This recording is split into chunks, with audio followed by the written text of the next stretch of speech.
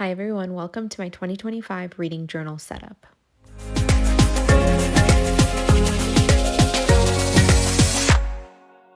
2024 was the first time I ever did a reading journal, so I'm so excited to do it again this year where I can express my thoughts and feelings about all the books I read, and hopefully I get to my goal, which I'll share in just a bit. But these first couple pages are my introduction to my reading journal. I personally like to write out the year so I can have it as a reference whenever I flip to it, and also write out a quote that feels very inspiring and bookish to me, which helps me keep on reading. You'll see that I chose a layout and format that feels very natural to me. That's the only word I can think of while describing the greens and browns and whites that you'll see throughout, in a way bringing the outside cover in. The quote that I picked for this reading journal was from Helen Keller, who was famously a political activist, author, a lecturer, and also known for being deaf and blind from a very young age. And this quote that she wrote is very relevant, and it is, "More than at any other time, when I hold a beloved book in my hand, my limitations fall from me. My spirit is free," which is so beautiful to me. I'm just going to work on my title page, and this reading journal has very fun spreads and page ideas throughout, so stick around while we go through book bingo, favorites of the month, and more.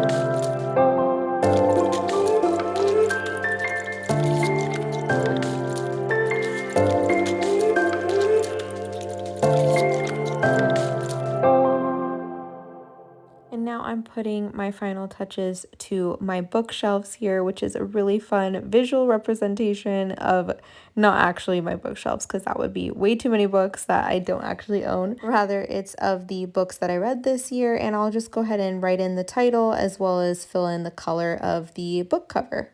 And this may look blank now, but it really fills up.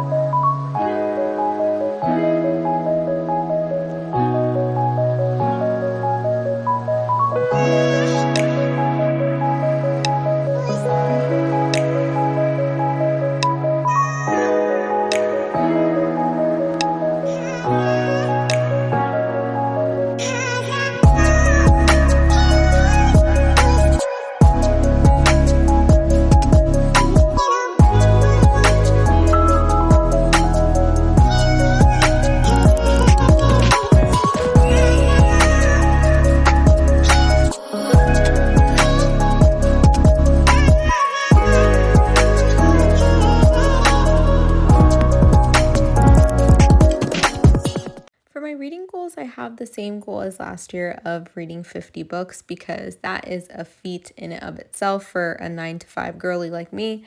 And I also want to read from new genres and types of books like a foreign language book, which is on my book bingo, and also memoir, classics, other fun stuff for me to keep an eye on this year.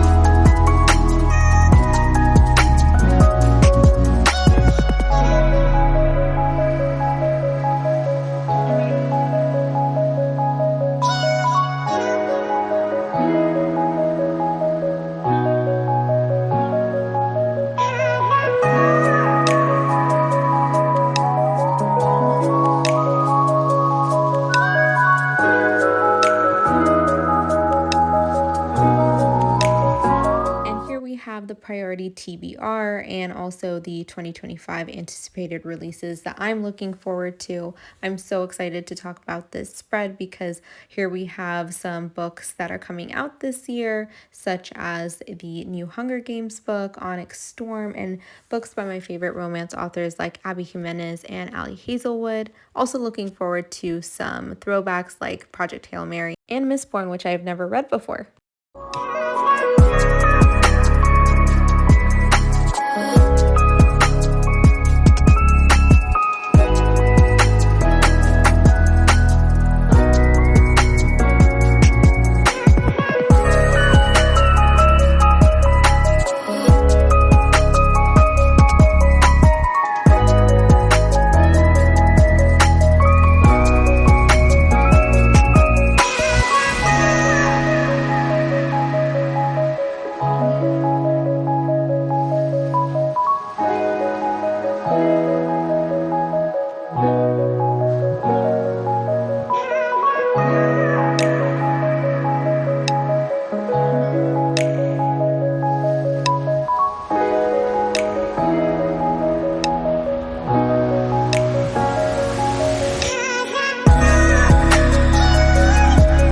This spread is going to help me keep track of all of the series that I'm reading, and as you can see, I have quite a few that I want to get through, some of which I'm continuing from last year, such as the Inheritance games, Powerless, the Empyrean series, and more. But I also want to start new ones that will hopefully become new favorites of mine. I really do want to start Six of Crows, Alex Stern, which is otherwise known as Ninth House, Red Rising, the Legendborn cycle, and so many of these are hopefully going to be new loved books of mine. And this has a good mix of fantasy, romance, science fiction, so it'll be interesting for sure.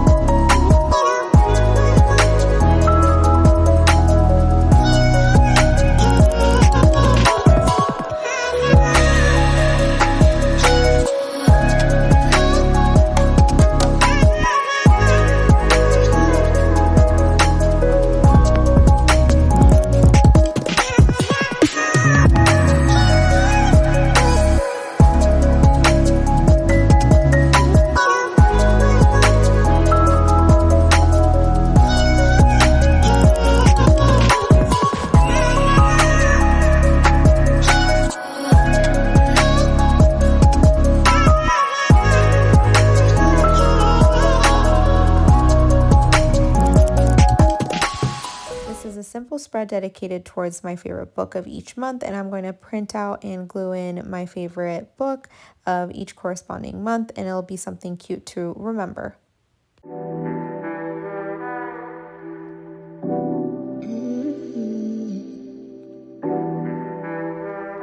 This is a free space to put in my favorite hard-hitting quotes of the year.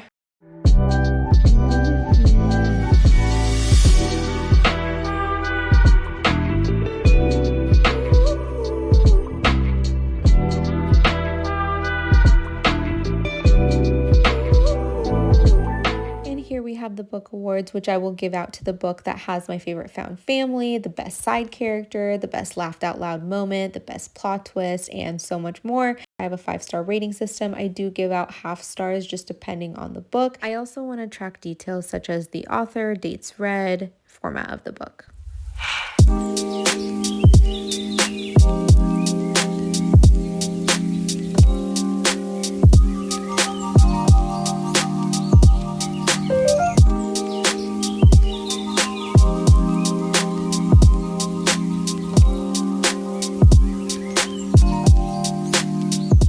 This is my January Reads cover page. This is something that I'm going to be doing consistently throughout my reading journal. It's a little bit different than last year where I just wrote a small title section and wrote a little half page for each book, but this year I'm going to be dedicating a lot more time and space to my reading journal, which is my favorite part of doing this anyway. My inspiration for January was keeping consistency with the colors I have for each month. If you watch my last video, I explained how my brain works with that, but I also wanted to show an element of dreaminess that I creatively put on the page.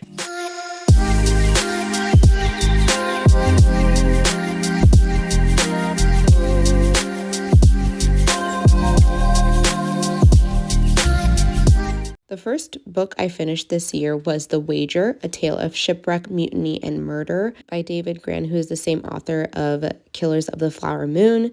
And this tale in particular was about the Wager, which departed England in 1740 on a secret mission, part of a squadron to stir up some trouble with the Spanish. This is a real-life tale about how the Wager in particular ended up shipwrecking off the coast of Patagonia through poor seamanship, scurvy, and weather affecting them. The men ended up making it to a small island with very little resources, but eventually they all turned against each other. Factions formed, and the highest-ranking officers shot someone else in cold blood. Some of the men left without the others, and in this journey, you can see a lot of them make it back to England. But back home, there were a lot of accusations that flew around and trials because of it. And this whole story is about survival, human behavior, and overall, I rated it 4 stars because it was very interesting. Now, I wasn't really concerned about spoiling with the previous historical nonfiction I just talked about, but with People We Meet on Vacation and all other books, I won't be saying any spoilers, but if you look at the writing entry, there might be some spoilers there, just as a warning. But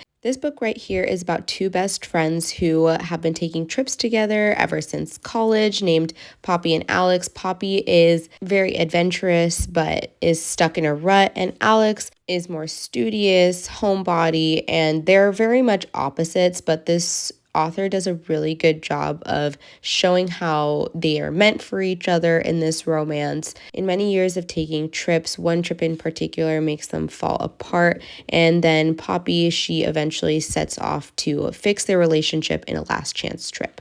While I rated that book 4.5 stars, I rated Red Rising 5 stars because it was amazing. It made my mind imagine things I didn't even think were possible. This book is very dystopian and similar to Hunger Games. It's about a man named Darrow who is Red, part of a caste system on Mars, alongside other Reds trying to prepare for humanity to live on the surface through hard labor.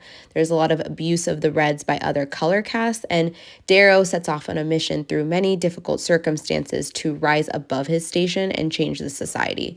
Through trials and competitions, there's a story of survival, hierarchy, war.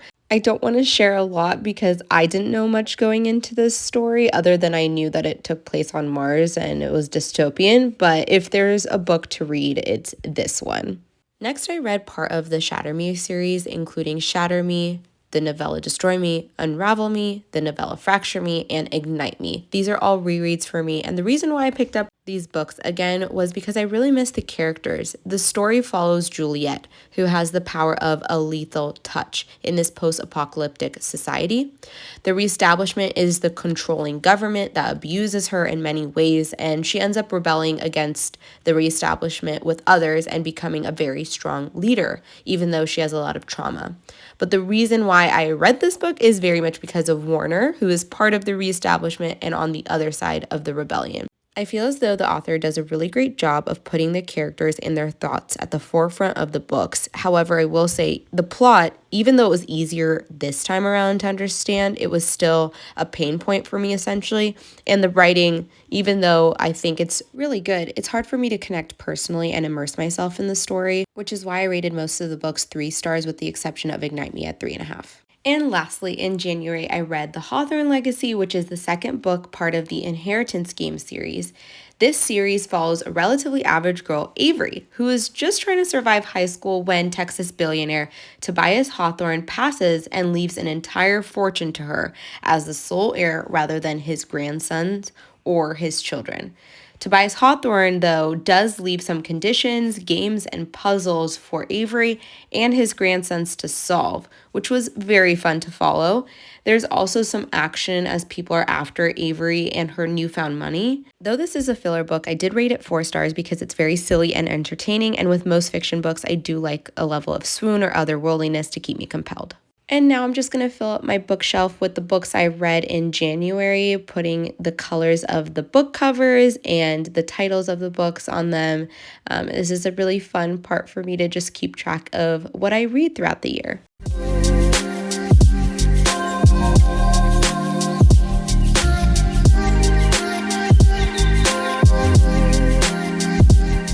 And I also have to fill in my book bingo. In January, I read a nonfiction book, and I also read from an author of color.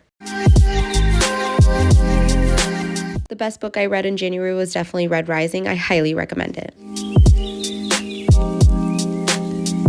And there you have it. That's my 2025 reading journal setup, as well as the wrap up of my January reads. It is so fun to be able to creatively set up a new type of reading journal with you. I love the layout that I have this year, and I'm excited to see what works and what doesn't. January was a really great month for me, and I do hope you stick around so that I can share with you more about my February reads as well as the following months. I'm excited to talk about books with anyone, so please comment down below. I'd love to know your thoughts on any of the books I've read this year or your favorite book that you've read so far. Please go ahead and subscribe to my channel if you want more from me, and like this video to show some love. I really appreciate you sticking around so far, and I'm looking forward to next time.